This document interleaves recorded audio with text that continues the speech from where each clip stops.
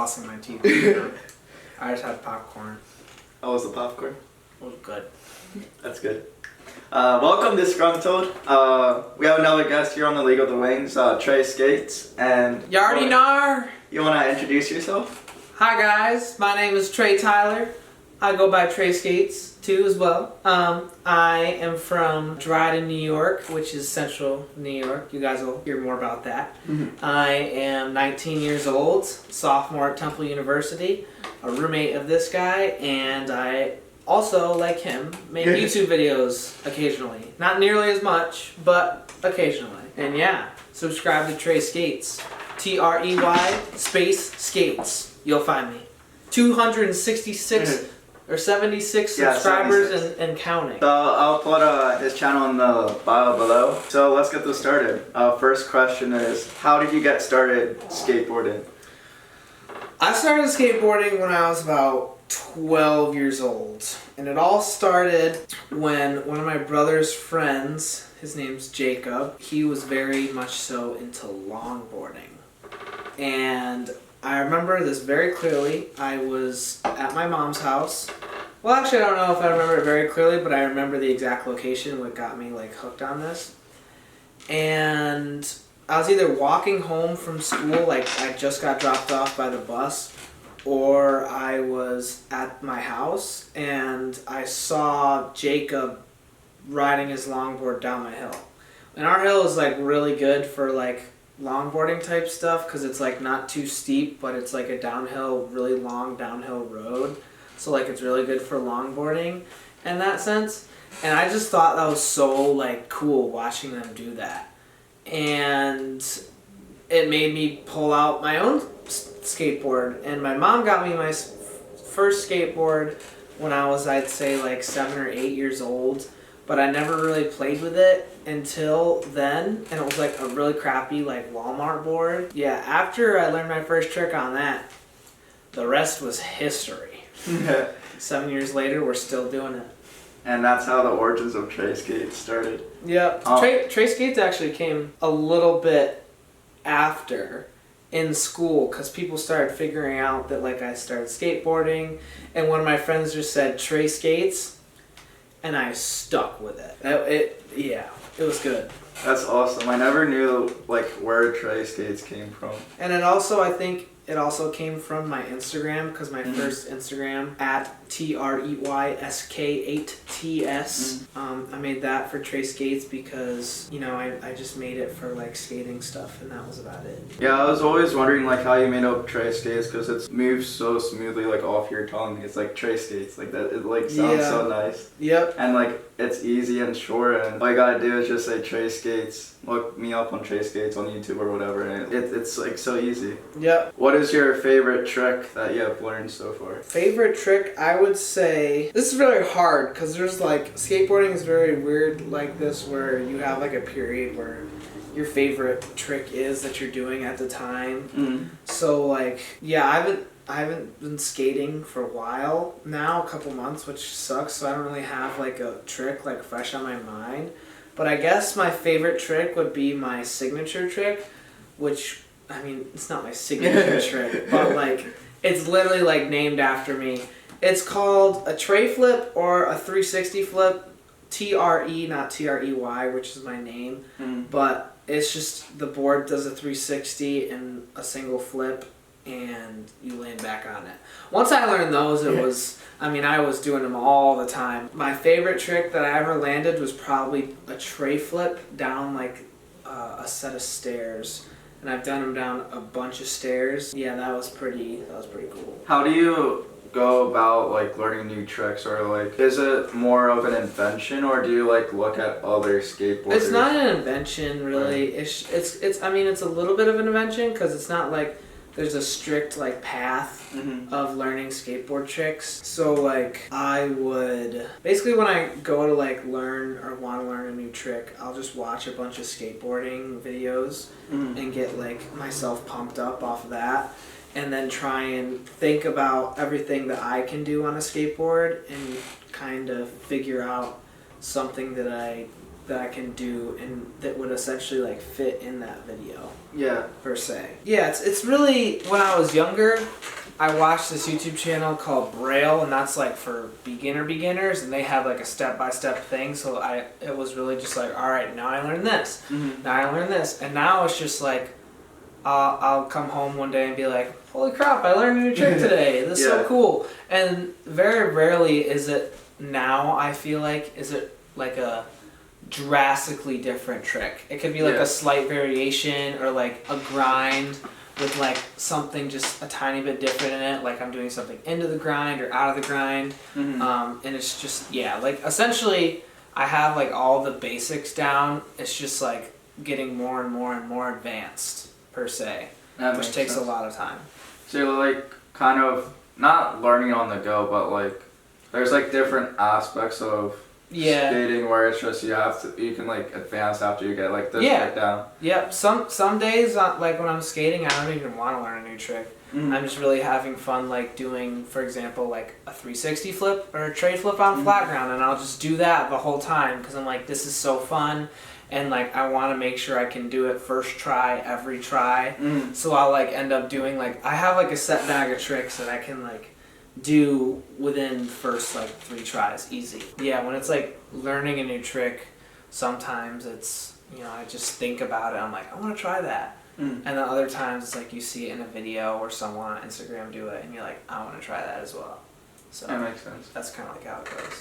A couple of nights ago when we did the spontaneous Atlantic City trip, the vlog's coming out soon, but I kind of overheard as we were walking about like you kind of overcoming your fear, not necessarily a fear, but like anxiety or whatever, over like your first time, maybe not skateboarding, but like learning a new trick. How do you so how do you overcome that? You just have it's essentially like the same thing as trying to get on a roller coaster. Like I compare it to like that, very like similar feeling. It's basically you're doing something completely out of your comfort zone, or like you've done like, for example, like a grind on like a ledge and you want to do it on like a downward ledge or something different, and like it's nothing that you ever experienced before, so it's like you kind of just have to try it and not hope that it works out, but just be 100% determined in yourself that you can do it, because that's how you get hurt, and that's how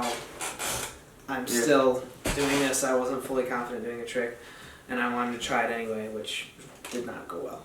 But when you're learning or trying to do like this big trick or whatever, you just kind of have to get in the right mood, pump yourself up. I'll usually listen to music because that gets me motivated to like really try it. But yeah, like I would say probably the biggest hump in skateboarding of like getting to try something was definitely doing handrails. And this was what I was talking to Josh about in Atlantic City, is like, when you think about your first time skating and you're going to do a slide down a downwards hand level rail that when you're standing at the top it's like up to your waist or whatever, up to your ribs, and you're like, how the hell am I going to get on this? And I'm really scared. But then when you go really fast and ollie out and like, get on it and slide for the first time, really all it takes is that one first real try when you actually commit, and then after that it's a piece of cake because like you already got over that hump. So it's just getting over that big hump, and some humps are a lot bigger than others. That makes sense, because I wanted to try skateboarding or like start skateboarding just to go from classes in between classes, because like every time I always see like skateboarders like going in between classes, and I just thought that would be like a faster transportation rather than just walking from classes to classes.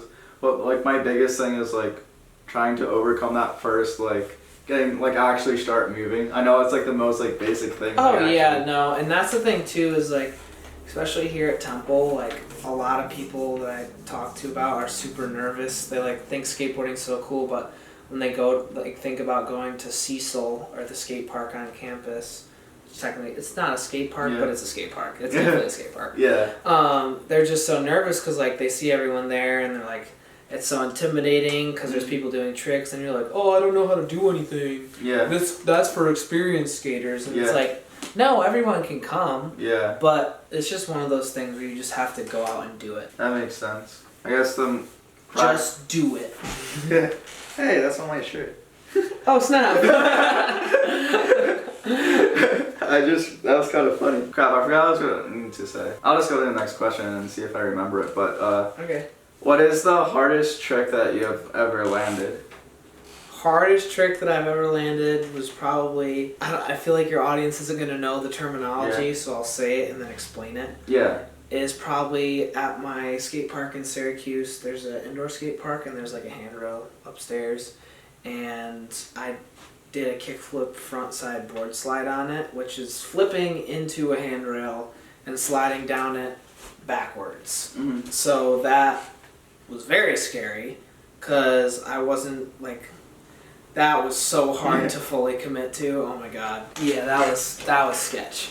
But that's definitely like, I wouldn't say now, like after I probably a couple months later I went back there and like did it again and did it first try because I already knew that I had exactly what to do and it was super easy, but like that was probably the biggest mental hump that I had to get over was that trick. You know, it took me 4 different times going there and trying for 2 hours to actually like until that last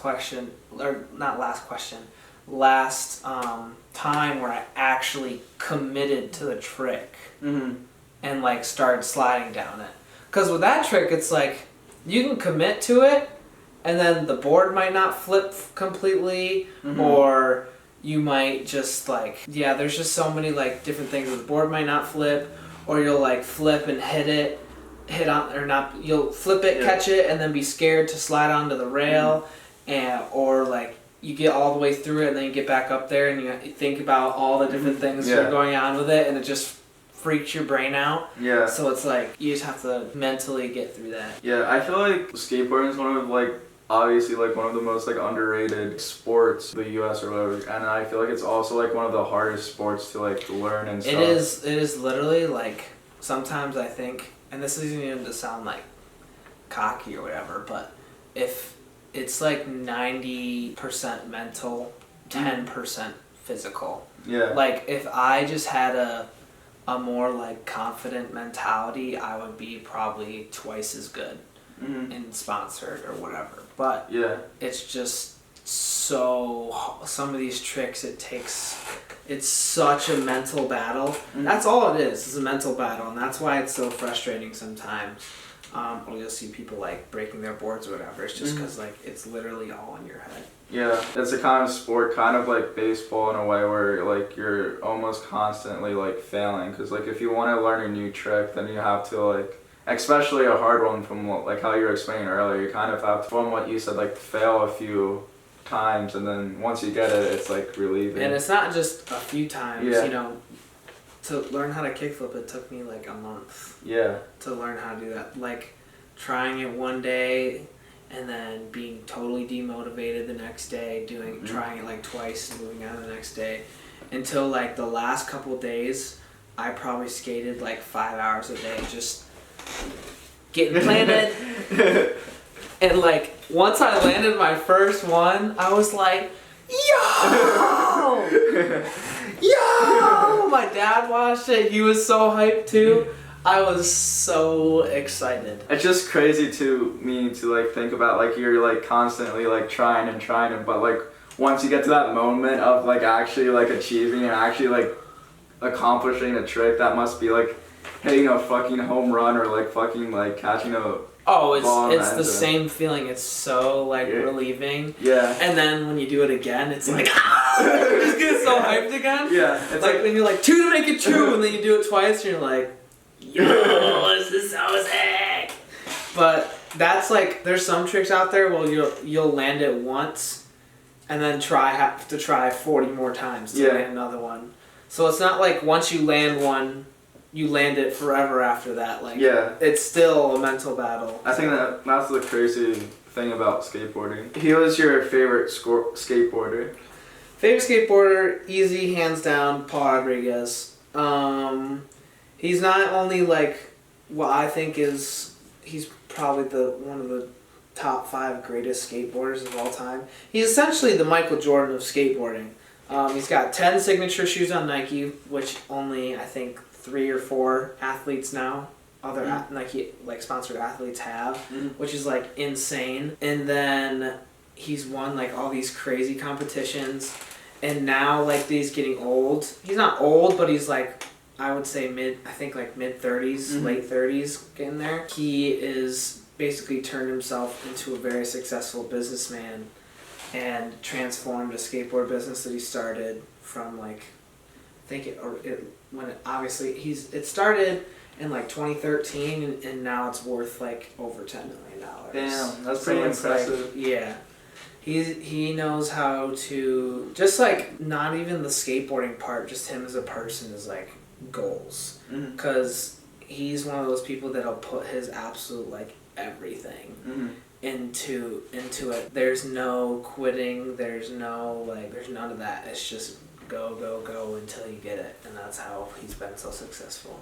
That's crazy. Didn't you meet him at one point? Twice. Oh, twice. Technically 3 times, but the first time I never met him, like got to shake his hand or get him to sign anything. I just saw him face to face. And then the second time I got to take a picture with him, and he gave me his board from the practice day of the contest the day prior, and I took a picture with him. That was probably one of the best days of my life. And then the third time, their company, which is called Primitive, they had a skate demo in New York, and in New York City at this park in Chinatown, and I saw that mid like soccer season, like fall, and I had like a 2 days notice. Oh wow.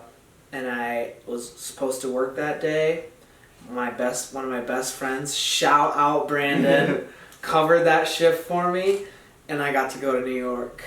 And that was probably the craziest experience, because I mean, obviously I think you guys get the gist. Primitive's like my favorite team, skateboard team. They're like one of the most coveted teams now. Like 90% of the team was there. And my mom and I got there so early so it's like where the skate park is it's like under this huge like bridge where there's a train, and then like where you sit is like just on these like clay ledges, and then there's stairs that walk into the park. So my mom and I are sitting on these clay ledges, and they're setting up the DJ station and everything. Paul gets there, I'm like, yo, like now being more mature, I didn't freak out as much. Yeah. I just took a picture with him and had him sign my board. And the funny thing too was that he recognized me. Oh really? Because I want to say like 3 to 4 months before that, I actually got on an Instagram live with him and just talked to him for like on his live Instagram. Yeah, that was fucking awesome. So cool. And then, because I think he liked me, he had like a random like giveaway where like, I can't remember how you entered it. It was random where 20 winners get to go on a personalized Zoom call with Paul. And I won it. That's awesome. And got into that and got to talk to him again. He's like, that's the skate park. Because I have like a little skate park in my basement, which is like an absolute blessing. Yeah. And is responsible for 99% of the tricks that I've learned. But anyways, he's like, when I met him in person, I'm like, I'm the kid with the skate park in his basement. And he's like, oh yeah, I know you. That's so cool. I was like, that's fucking cool. That's awesome. If you count the Instagram lives, I've met him 5 times. Dang, that's impressive. I can't imagine like meeting Nick Foles that many times, because I feel like Nick Foles is like your Paul Rodriguez. Is that his name, right? Yeah. I thought you were going to say Carson Wentz. Yeah. Don't even get me started. Well, I mean, Nick Foles has been, my like Daddy Foles. Yeah, dude, Big Dick Nick. Dude, I would fucking like do anything for him, because like I followed him since 2013, so it's like or 2012, so it's like emotional value, and he won Super Bowl. So it's like I have that emotional attachment, and then Carson Wentz, we don't have that, but we will talk about that later. Do you have like a least favorite skateboarder, or not really? Or is it just like... Not really. I like all types of skaters. But there's some people who skate who like their skating isn't the type of skating that I like. I like street skateboarding, which is like rails, ledges, like stuff like that. And then there's transition, which is like your bowls and ramps type skaters. And I'm not really into transition as much. I like skating in the streets. Yeah. So like, it's not that I don't like them, it's just I don't prefer that type of skating. Even though I've learned a bunch of transition, and it can be very fun at times, I would just prefer street. So that's not really like a hate, but there's like some skaters out there that like, give off that like douchebaggy vibe a little bit. Yeah. I personally don't hate him, but I think he's literally the best skateboarder ever. The hands down, like if you're gonna hand the GOAT trophy to someone for skateboarding, it's gonna be this guy, and his name's Nigel Houston. I think he's one of the most talented skateboarders in the world, but at times he gives off like a very like I'm so rich, I get all these girls type of lifestyle, and he doesn't get a good rep for that. Yeah. So. I just didn't know. Kind of seems like skateboarding is more of like an individual like sport rather than like more of a team aspect. It's a very accepting sport. Yeah. I would say it's very accepting, but it's also not accepting too, because it's kind of like there's that part of it like we all skate, and then there's that also part of like you're the new kid at the lunch table or at school going into the lunchroom, and you have all these collected people at tables, and you just see where you fit in. Yeah. So for some people who, I actually saw this on like a story. If like for example girls, it can be not accepting because, it's not a women-dominated sport at all, and not inviting when you go to the skate park as a girl and you see all guys and you're the only female there. So that can be really intimidating, but I think like in the good spirits of skateboarding, we are an accepting sport, and letting anyone try. We're not a fan of certain people not trying. That's a good atmosphere to have and stuff, and I just didn't know because in I guess football to relate it back to football because that's like the team or sport that I know the most, but I just didn't know if they're like in football like Tom Brady, quote unquote, like everyone hates Tom Brady.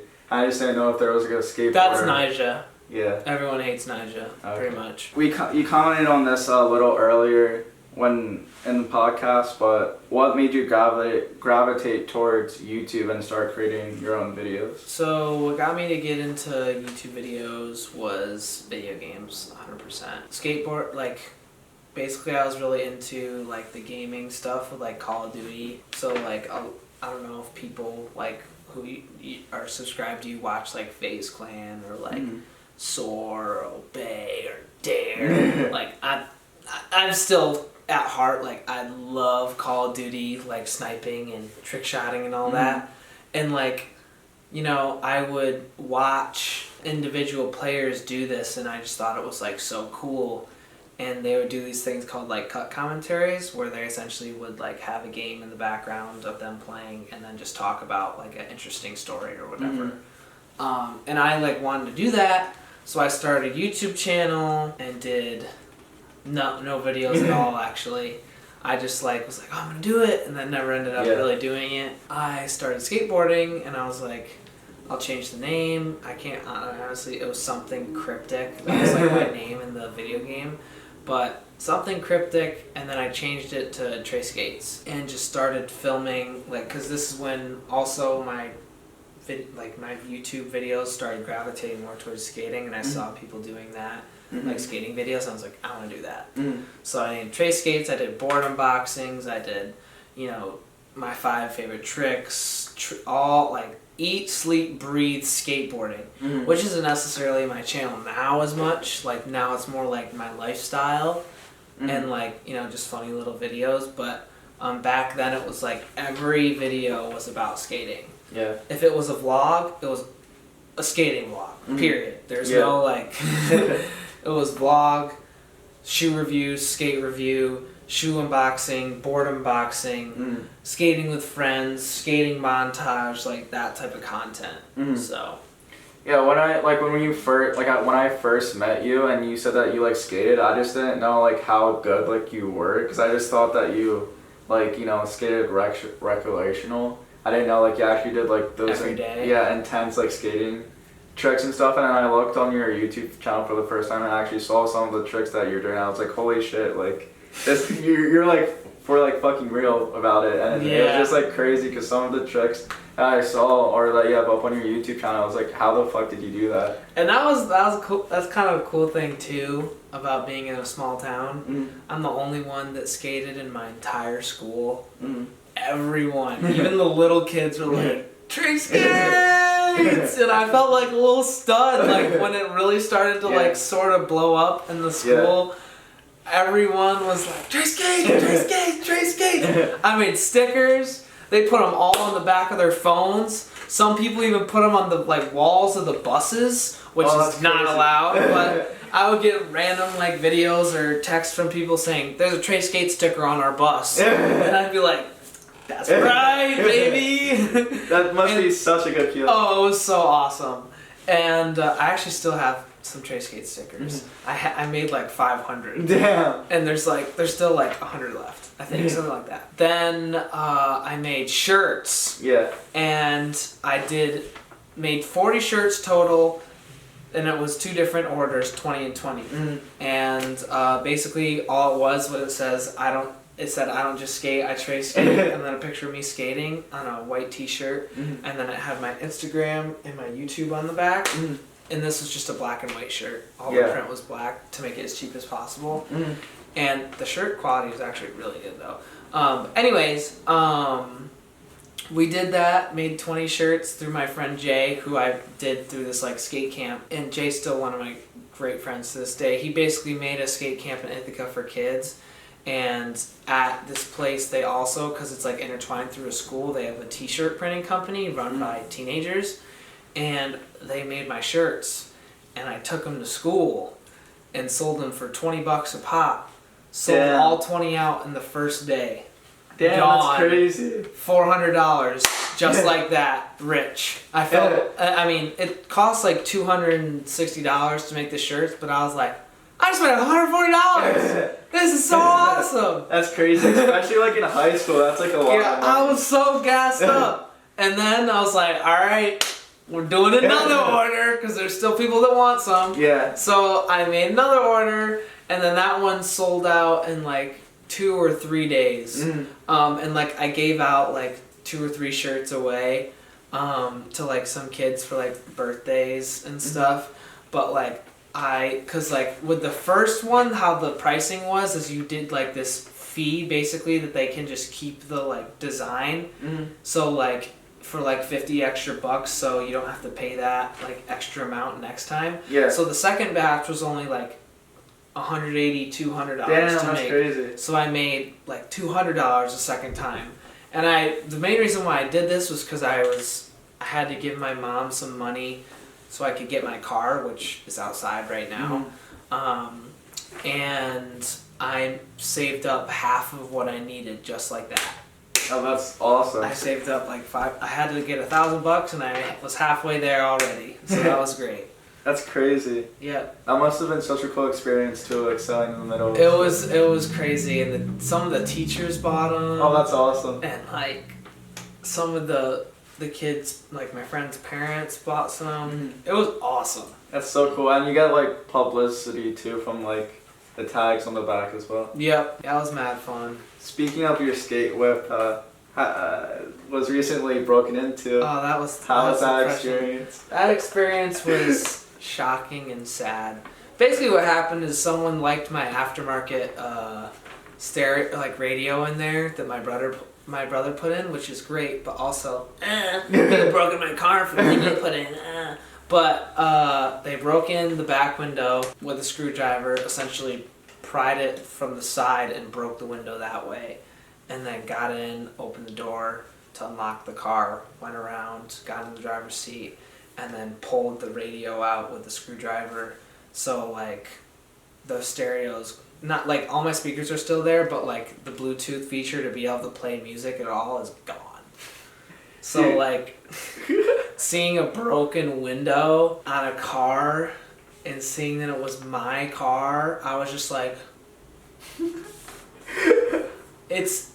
it was more so shocking for that first couple hours. I was like, yo, my car just got broken into. Like, this is crazy. Like, kind of laughing about it. Like, holy shit, this isn't good. Yeah. But then, like, over the next few hours, you just start realizing, like, damn, someone, like, went into my personal space and took things from me. That makes you, like, reconsider everything, and it's just really sad because it's like $600 worth of damages. Yeah.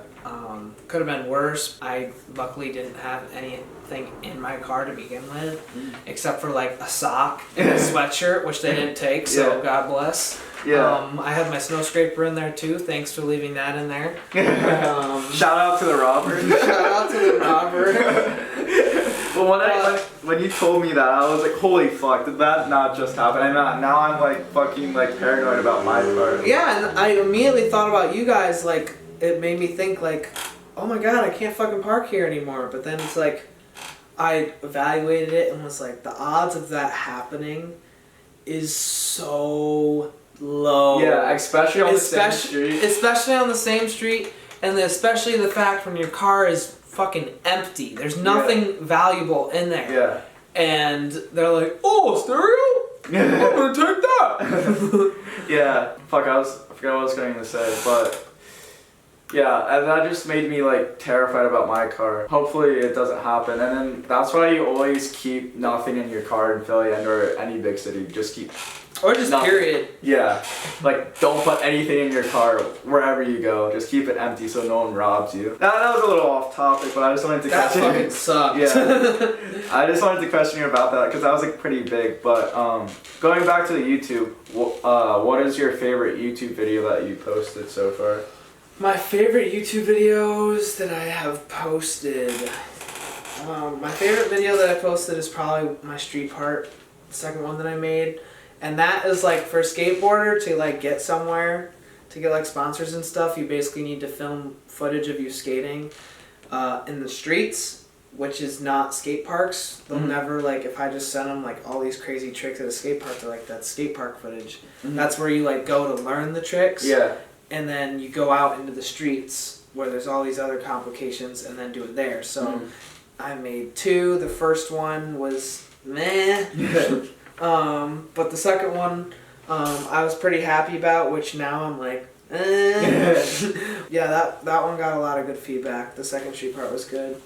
But as far as like other than that, that's not really as much as like my YouTube. That's just like me trying to get a sponsorship or me just trying to showcase how good I am at skateboarding, which is really fun in itself. But those get a lot of views, and that was a good video. One of my favorite videos, I guess, that I made is probably some unboxing. I really like filming unboxing videos. Those are fun. Yeah, I really like unboxing videos, and yeah, probably like one I did like a unboxing of the Nyjah, like when Nyjah got on Nike and made his first shoe.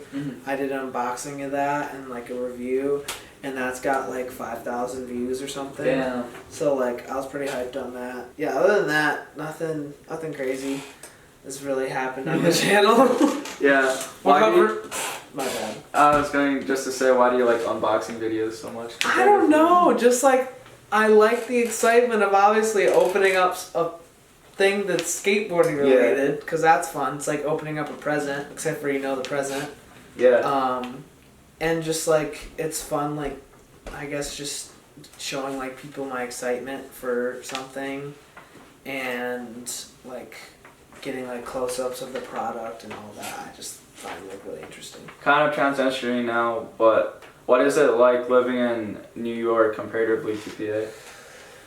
New York, and this isn't the city. I don't live in the city. I live in a very country-like town, by like a very small city, which really isn't a city. It's just a bigger town, called Ithaca. You guys probably know where that is. It's home of Cornell University, and Ithaca College.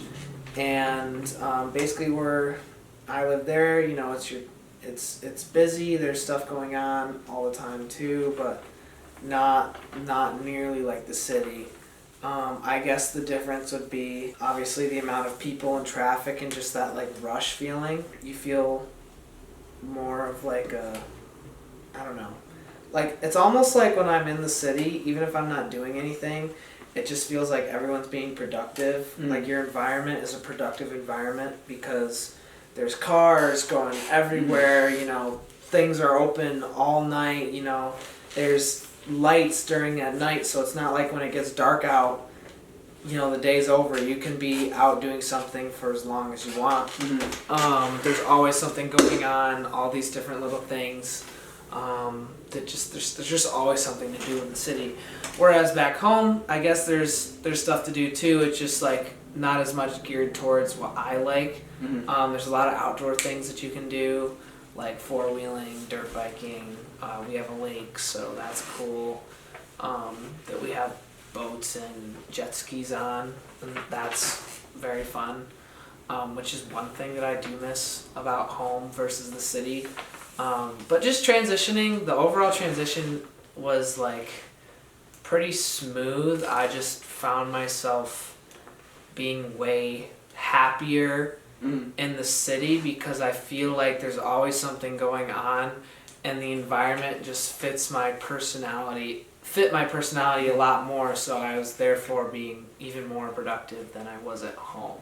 But that's not taking any away from my home because I love where I live. It's a really cool place. It's just like there's so much more going on in the city versus back at home. It's more like community, you know, like stuff like where you know everyone in town. And here it's like you know a lot of people, but there's still thousands upon thousands of people that you have no idea who they are or like what their association with the city. You could see someone and drive and like figure out what they do in the town because it's so small. So like that's definitely a difference. Yeah, it's kind of interesting to hear you say that because usually going from like a rural area to an urban setting, especially like a smaller town like you were and to like a huge city like Philadelphia, it's kind of like takes a lot of adjustment and stuff.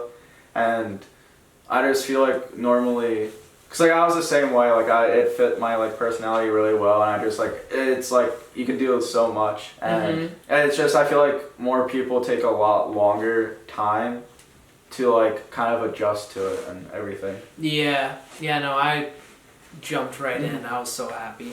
It's so fun. Like, how do you like Temple so far? Wait, hold on. Before I ask that. Oh, it's only at 16. Okay. Temple, I like Temple a lot. I've met some really talented people here and great people. It's provided me with a brand new, like almost like a restart of like life almost, because you're just being thrown into a whole new environment. That's one reason why I like Temple so much, is it's so far away from where I live. It's a 4-hour drive, and I wanted to be so far away to feel like I'm completely restarting. And it does feel like that. Like that feeling is like a little bit nerve-wracking, but it was so exciting too, because when I got here I was like, oh my god, I'm on my own. Like, it's not like I can just go back in my car or take a train and be like, I'm coming back home for the weekend. Like, that can't happen. I either have to take a flight or like had to have my parents drive out and pick me up and take me home, which is way too much work for them. The transition has been great. I love Temple. I love everything that it has. I love that it's a D1 school. It's pretty much amplified my like D1 sports, and we're gonna eventually talk about football. But I'll just bring up like college football.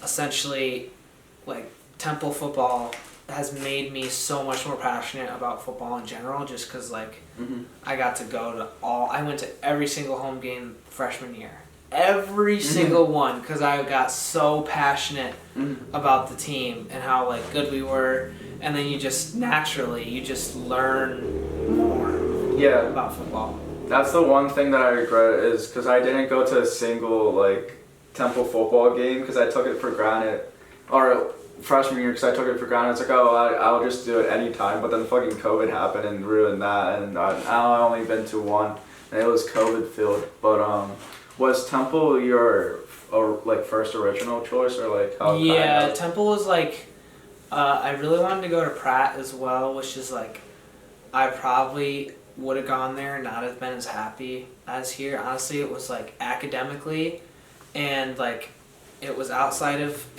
Pratt is in New York City, so it's in Brooklyn, like right outside Lower Manhattan, and it's the like, I want to say top 10, like I think one of the best, at least the best, like second best video production school in the country. So it's really prestigious in that sense, or like top 10 school, whatever.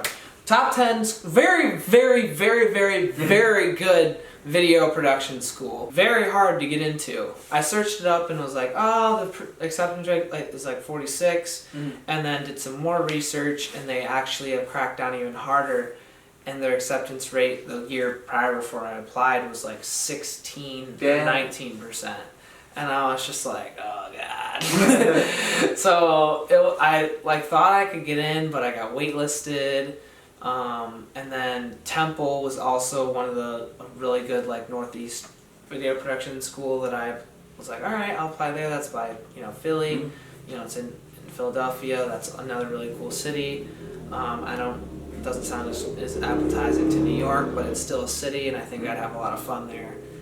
So I applied here, and I was like, just getting here and seeing like how big it was, like the D1 athletic facilities, the Lear Chorus Center, and that whole like, almost like, because I've been to Syracuse University, because that's really close to where I live, and it felt like Syracuse, but next to a city, which is like the exact type of school that I want. I love big sport program, big student body schools. That's another thing that I really wanted to have was a lot of people at the school, because being from a small town, your high school is tiny compared to other people's high schools, and you know everyone, and I didn't want to know everyone. I wanted to like always be able to like keep searching per se to find new friends, and I was single at the time, so women was definitely in there.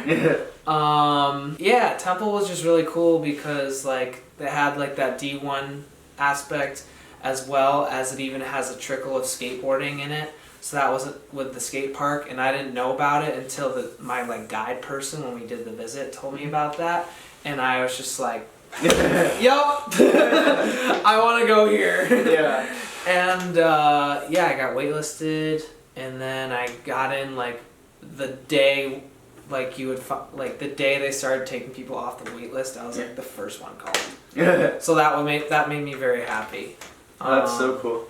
And I'm so happy they took me off that wait list, because like I probably would have gone to TC3, which is a community college at home, and that would have been this fun. That's kind of like my experience a little bit, but like, cause like I was my like far reach was like NYU, which is like a New York school, cause like it's obviously known for like prestigious and film and stuff, but then Temple was like, I fell in love like immediately, and I was just like, I'm going. Cause like the Eagles and everything, and then I like a big like atmosphere too, cause coming from a smaller city or like town, quote unquote, even though my high school is, it has like 20 or 2,000 people, like students in it, which is fairly large. Mine was, what was your graduating class? Like 450. Damn! See, mine was 100. Damn, okay. Never mind. I guess 100. And there was 1,000 people in the middle school and high school, which are connected. So 1,000 collectively. That's crazy. That's how small it was. I guess I shouldn't say that I'm from a small town, quote unquote, but like I feel like I'm like it's like rural, but that's crazy because every time when I like ask like how big your high school is, it's always like small numbers like that, and it's like I went to Penn Manor, and it's like always like so big. But like that's not even like the biggest high school in my area. There's a high school like called McCaskey, and it's 3,000 students going to like one school. It's a city school, but it's still like a high school. But nonetheless, why do you love creating, or why do you love / creating film? I love it because I pretty much originally fell in love with it in high school, and I got this feeling like doing my first film of like being able to get your viewers to feel an emotion that you want them to feel, and like understand your perspective and why like certain things mean so much.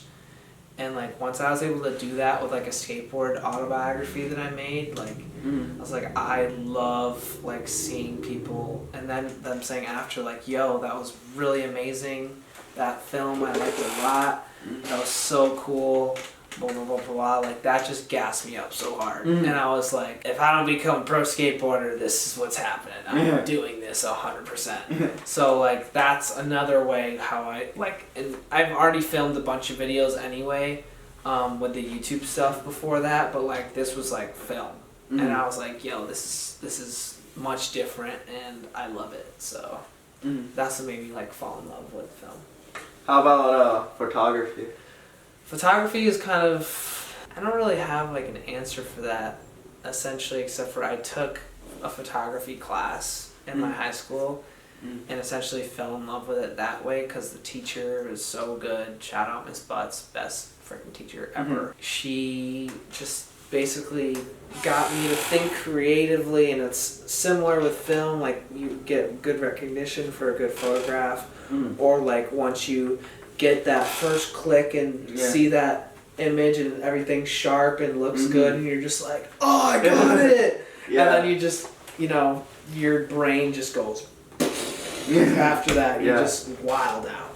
That's what makes me like photography so much too. That's one of the main reasons why I like film so much, because like I used to like film or quote unquote vlog like family vacations with like my big family and stuff, and then I would show them at my grandpa's house and everyone would be watching and stuff, and I could like tell if like a certain like scene or clip does well with like just reading in the room and stuff, and then I just liked when everyone clapped at the end and stuff, and it's like I can make people like feel emotion and stuff, and that's why one of the biggest reasons why I love film so much too. What is it like living with the young bulls, as we call it? Living with the young bulls is something else, man.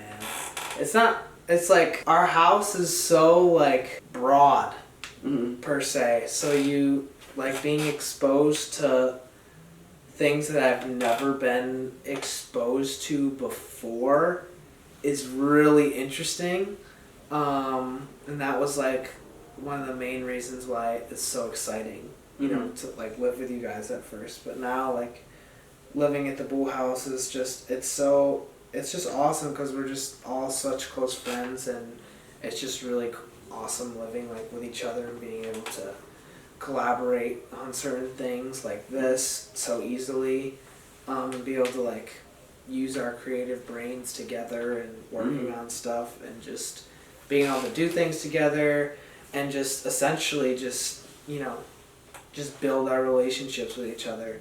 So like living at the Bull House is just awesome. I don't really know how else to say it except for just like, it's awesome because I get to see my best friends every day, so it's great. Yeah, I love it so much too for that reason. It's just like you're getting to live with your best friends for like, and it's just like you can call them roommates and you see them and interact with them every single day. It's just really fun and everything. Alright, let's talk some football. Hey! How did you become a Broncos fan? I became a Broncos fan from my dad. Dad was essentially a huge Broncos fan and made me a Broncos fan. That's pretty much all I have to say. He went to... The reason how my dad became a Broncos fan, even though he's from New York as well, he went into the Army straight out of high school at 18, and was stationed eventually somewhere in like Colorado where there's a bunch of Broncos fans, and this was before he was like super into like, he was really into sports as a kid and stuff, but I think like, you know, just the being in Denver, Colorado, like atmosphere really made him into, you know, being a Broncos fan. He's like a die-hard Broncos fan. He's been in it since Elway, man, like before Elway. Like he's been That's crazy. He's been through the ups and the downs. When you first said that you were a Broncos fan, because I was a little confused because like I knew that you were from New York. I'm like, how the fuck did you become a Broncos fan if you're already up in New York and it's like all like so far away? And that's the thing too. Essentially, how it was as well was back when I was really, really young and didn't know much about football. Like I thought the Broncos were cool for a little bit, but then I kind of liked the Eagles uniforms a lot, so I became an Eagles fan. For like, I had the jerseys and everything. McNabb era. I remember losing to the Cardinals in the NFC Championship. That sucks so much. That was fucking awful. Yeah. But, yeah. That was, yeah, I was an Eagles fan for like... I still am an Eagles fan, just obviously not as much as the Broncos. But that was like hardcore Eagles for like 4 years. That's awesome to hear. Fly, Eagles, fly. And I still love the Eagles. It's nice because the Broncos are in the AFC and the Eagles are in the NFC. So it's like, it's okay. Yeah. I can root for both. Yeah. Go Birds. There you go. It's not blurry. Alright. Who was your favorite... Love Philly. Damn, they're really going out there. Yeah. Oh, they're going to be out all night. Alright, who is your favorite Bronco of all time? Favorite Bronco of all time? It's like shitty, but not shitty at all. I was going to say Peyton Manning, but then I also thought of Tim Tebow. And I still love Tim Tebow a lot. Just like the 1 year that he, you know, just pulled shit out of his ass and made us all like win all the way to the AFC Championship. Yeah. That was an insane year. And just like respect to him. Basically, yeah, Tim Tebow is one of my favorite Broncos. And I would also say Brandon Marshall was up there when he was on the Broncos. I really liked him. And then Peyton Manning, great. You know, he brought us to the Super Bowl twice, even though we got clobbered the first time. Second time we made it happen, so yeah, all those guys are my favorites. Brandon Marshall broke the record for most receptions with a Broncos jersey on, which is pretty impressive. Yeah, he was so good. Especially with how many teams he's been on too, and to like say I was so depressed when he went to the Dolphins. Yeah. I was like, no! I was so sad. Dude, and then when like Peyton Manning went to the Broncos too, like I feel like that just shocked the world, because I feel like everyone was like, all right, he's done. Because like after that neck injury, and then to have like the season that he had when he lost to the Seahawks, that was like so depressing. Oh, it was like 52 to nothing. Yeah, that was such like a depressing like Super Bowl, because like he broke records that year, and just to like lose in like that regard, like that is kind of sad. Hey, Seahawks fans were loving it. Yeah. They could turn the TV off in the third quarter and be like, we won! I remember watching that like Super Bowl, I was like, alright, I'm done. Like, I've had so much like respect, and like, I don't know. I'm just so excited. Yeah. What did you think of last season's performance by the Broncos? Last season's performance was one of those seasons where I could count like five games probably where we were within one score, and it was just like, I wouldn't say like the last minute like of the game counted the most, but there was like, you know, we were like one step behind from getting a win. So like, you know, when you first look at our record 5-11, it's like, that's awful. But like, we should have beat the Titans. We should have beat the Steelers. We fucking should have beat the Falcons. Who else? Who else is on here? There's 3 right there, off the top of my head. But, did I say the Steelers? I don't think you did. We should have beat the Steelers. We were very close to beating the Steelers when they were on their little, oh, we're so good, 3-0, 4-0, 5-0 run. We should have beat the Steelers. And we almost did with a backup quarterback. Yeah. Jeff Driscoll, like, who the fuck is that? No one knows who the fuck that is. I don't even know who that is. And he balled up, actually. That was the one game he was decent, and then he was awful the next game. Those, I don't know any other. There's like 2 others where I was like, damn. Oh! Should have beat the Raiders at the end of the year, but we just fucking dropped footballs. Jerry Jeudy better get that shit together next year. And then, those are pretty much. Oh, and we came really close to beating the Chiefs the second time around. Like, really close. So, like, those are like 5 games where it's like we lost by 1 score. If we had 1 score, we would have won the game. Yeah. So you would have been 10-6 instead of 5-11. Yeah. I think that's like the definition of the Eagles the past like few years, like coming so fucking close. It's just so fucking heartbreaking. Yeah. What are your expectations for the 2021-2022 season? Deshaun Watson! That's my plan! Deshaun Watson! We need that man. Yeah. Do whatever it takes. We need that man. What would you give up? I would give up Drew Lock, Bradley Chubb, probably Phillip Lindsay, 2 first-round picks, 2 second-round picks, all in one deal.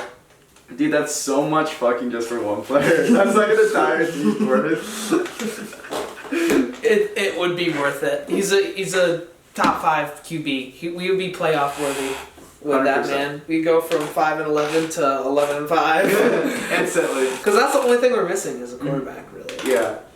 And a corner and a right tackle. So, what is the record, do you think? For next year? Yeah. I'm hoping, me being optimistic, I think we'll go like around 8-8. Mm-hmm. At best. Yeah. 10-6 at best. But it'll probably be closer to like 7-9. Yeah. I think around like 7-9, 8-8. I just hope that Drew Lock shocks us and really like lives up to the potential that people hyped him up to be. Because his last year was like, there's just a lot of shit that happened, like his injury and then just like little things that made his year not look so good. But yeah, hopefully he uses this offseason to be really good. Yeah. Hopefully. I feel your Broncos are in a lot better situation than the Eagles. Like, for me, it's like our offense is there. We have a stacked offense. Yeah. We have really good receivers, really good running backs. Phillip Lindsay and Melvin Gordon did so well for us this past year. Like, he did. I'm so happy we have him. Pretty much our offense is set. It's just our defense. We just need, a new corner. And we just need a corner and a quarterback. That is literally it. And then we'll be like, I wouldn't say playoff bound, but we're going to be right around there. It's just going to, I think in a few years, if we, once we solidify, our positions, we'll be a good team. Sounds easy enough. It's a good quarterback draft this coming draft in April, but I think they're projected the most quarterbacks taken in the top 10, or is projected to be. Yeah, a lot of people think we're going to draft a corner. Either we're going to draft Trey Lance, Caleb Farley, or Patrick Surtain. Yeah. One of those 3 for our first round. I would be fine with anyone. I honestly think that our corner is more important right now. Other than that, we need to at least have a good backup quarterback. Yeah. The Broncos, when Drew Lock got hurt, that's pretty much when we fell our whole steam engine fell apart. Is because after Drew, which he hasn't even really proved himself, but he out of everyone has proved he's the best. We don't have anyone behind him that are have serious potential. Yeah, so that makes sense. I feel like those offensive line, quarterback, and cornerback are the 3 top positions that are crucial for a football team. What is it like living with an Eagles fan and then a Colts fan? It's cool. There's no. Yeah. It is very funny getting on this kid's nerves about Carson Wentz. Yeah, don't even get me started. We'll just say that and move on. Yeah.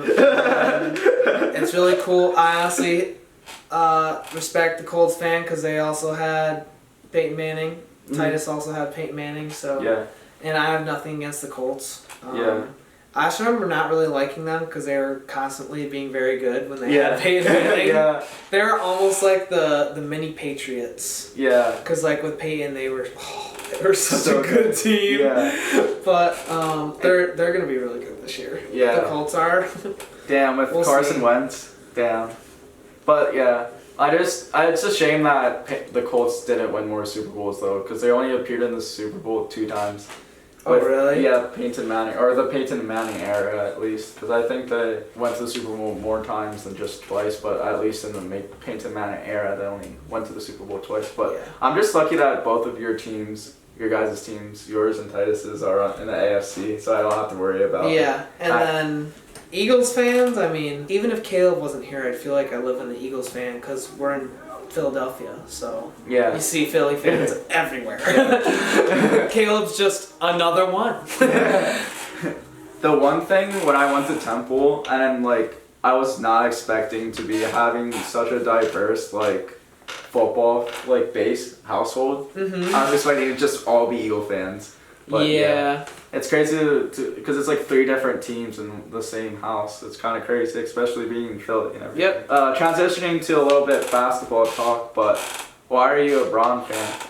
I actually thought about this before, and I think really LeBron basically, I watched him in the finals in 2016 and watched him win, so that was really cool. Mm-hmm. And just knowing how good of a player he is, as well as, just a good person he is. And also the fact that he's the Michael Jordan of our age group is the reason why I like him so much. I am unfortunately the fan who's Reverend Broncos, I root for him. I still feel bad though, really bad that the Cavs kind of suck now. Yeah. It just goes to show how good LeBron can make a team. Yeah, most definitely. I was just gonna say, I feel in basketball, that kind of feel more often in basketball than any other sport, where it's more likely that you see fans following one particular player because of how many shifts. Because we were talking about this earlier, I think a week ago, but it's crazy to think because you don't see that in football. Yeah, in basketball, I feel the fans aren't as loyal to their teams because there's only a fan if their player is on there. Mm-hmm. And there's a lot more trades that happen. It's a lot easier for players to get moved. Yeah. So it's really really easy for fans to go all over the place. And then in football, it's ride or die. Yeah. Pretty much. Yeah, aka Eagle fans or Bronco fans. Are you rooting for the 76ers to win it all, or are you rooting for... Oh, hell yeah! I'm rooting for it. If honestly, if it was 76ers Lakers, I still would root for the Lakers, but it's a win-win because if the 76ers win the whole thing, I will be filming the parades in the city. Yes, 100%. Which would be awesome! You know how many, that's a few cash. I want to see that so bad. I want to see the Eagles win the Super Bowl, or the 76ers win, or the Flyers win. Yes. Everything. Yes, I want... As a college student. Yeah, before I, we leave, I want, a Philly team to, win. Just, win it all. Because that'll be so often. The reason why I asked that, because, I didn't know, if you were, a Laker fan, or if you were more of a Philly fan since you were from Philly, or, moving to Philly. I don't really watch basketball that much, nor do I really now, but I've always, sort of been a Lakers fan just because of, everyone who's been on the Lakers. Yeah. So, that... Not a fan, but I thought they were a cool team. Yeah. And it's not even that I'm a fan of the Lakers. I'm just a fan of LeBron. So I hope whatever team that he's on just does well. Yeah. I also like Anthony Davis a lot too, because he's good. Yeah. Last quick question, since this is the League of the Wings podcast, and you were a part of the League of the Wings. What was that process, or how did you feel about your season last year? And that's it. And thanks for watching.